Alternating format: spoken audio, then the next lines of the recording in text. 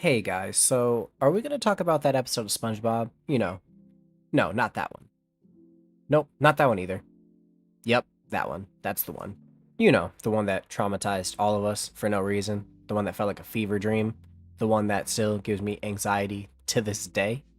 Released in SpongeBob's third season on October 4th, 2003, this episode is properly named I Had an Accident, probably because making it feels like a mistake, and it's been scarring children and adults for years since. But I hear what you're asking, why is this episode so scary? Why is it so terrifying? Why does it give you anxiety? Well, I'll tell you why, because it just feels different. It feels off. Something about it feels too real. But how does an episode of a kid show Shut up, it feels real, okay? I don't know, it's scary. Starting from the beginning of the episode, we see Patrick explode, and we're used to seeing SpongeBob lose limbs sometimes here and there, but Patrick, that's something we rarely see. And then after this, you find out, it was just a video game that he was playing, haha, that's funny. Wait, and then he explodes on the mountain, for real this time. But it was just for a joke, haha, he's fine, and then Patrick and Sandy have some very kind of mean banter. And then you get to SpongeBob. Poor SpongeBob. So yeah, just take a look at him for a minute. Just look at that pain in his eyes, the pain in his face. That doesn't feel like normal SpongeBob, haha, broke his butt. No, that looks painful. That looks really painful, like genuine pain. So if we skip forward in the episode a bit, we come to a point where SpongeBob has literally isolated himself in his house because he's scared to go outside.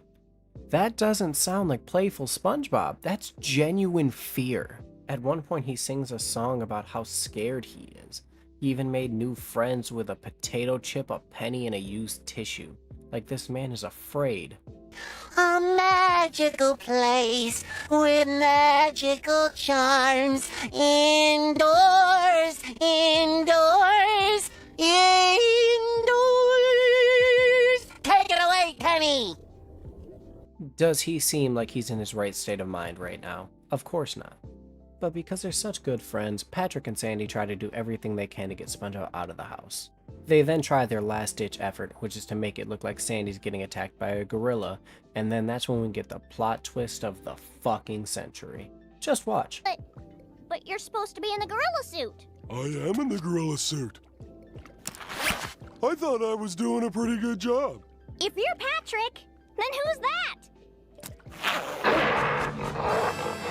Sandy's face says it all, because what the actual fuck was that? This gorilla then proceeds to rip its Patrick skin suit off and viciously assault Sandy and Patrick for a very long time.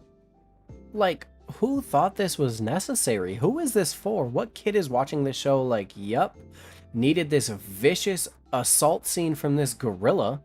And then eventually SpongeBob goes outside to save the day, and then nope, just gets ripped in half.